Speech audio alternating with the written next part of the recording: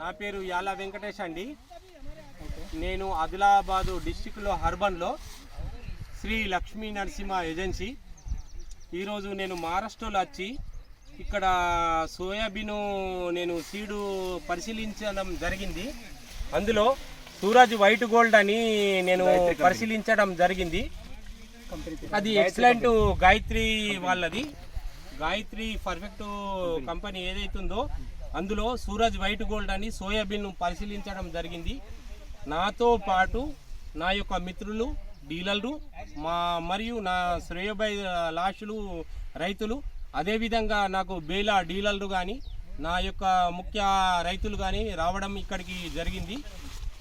అది పరిశీలించిన తర్వాత నాకు చాలా సంతోషం వేసింది. అది కింది నుంచి ఎంత రైతు ఖాతా ఉందో పై వరకు అంతే ఉంది. అందులో ఏదైతే కిందిలో 3 విత్తనాలు ఉన్నాయో అది పై వరకు 3 విత్తనాల దాకా పరిణితి చెందింది. అందులో నాకు ప్రత్యేకంగా సీడ్ గురించి చెప్పాలంటే మనము ఎప్పుడైతే సీడు మనం సోయింగ్ చేసినప్పుడు జర్మినేషన్ ఎట్లా ఉంటుందో అది 90% జర్మినేషన్ ఉందండి ఇక్కడ.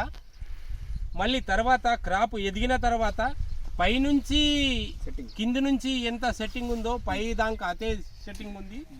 అందులో గింజ సైజు కూడా నాణ్యత చాలా గింజ ఉంది.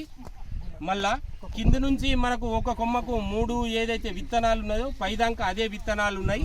చూడండి, ఈ సంఖ్యాపరంగా మనం తీసుకుంటే చాలా 5 నుంచి 6 గెలలు కానీ 6 నుంచి 8 గెలలు కానీ ఒక్కొక్క చెట్టుకు 6 నుంచి మనం కంపేర్ చేస్తే 10 గెలలు వేసుకున్నా కూడా 6 గెలలు మనం కంపేర్ చేయొచ్చు. విత్తనాలలో చాలా విత్తనం కూడా చాలా పర్ఫెక్ట్ చెంది విత్తనం కూడా చాలా నాణ్యతమైన విత్తనం ఉంది.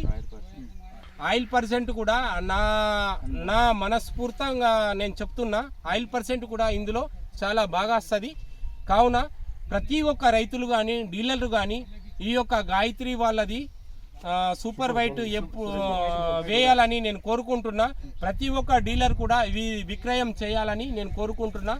మరి ఇదే విధంగా ప్రతి ఒక్క డీలరు ఇది చూసిన తర్వాత నేను 100% చూసి నమ్మిన కాబట్టి మీరు కూడా నమ్మాలని ఆశిస్తూ ఈ విత్తన ఎవరైతే పరిశోధన చేసిందో వారికి కూడా ప్రత్యేక ధన్యవాదాలు.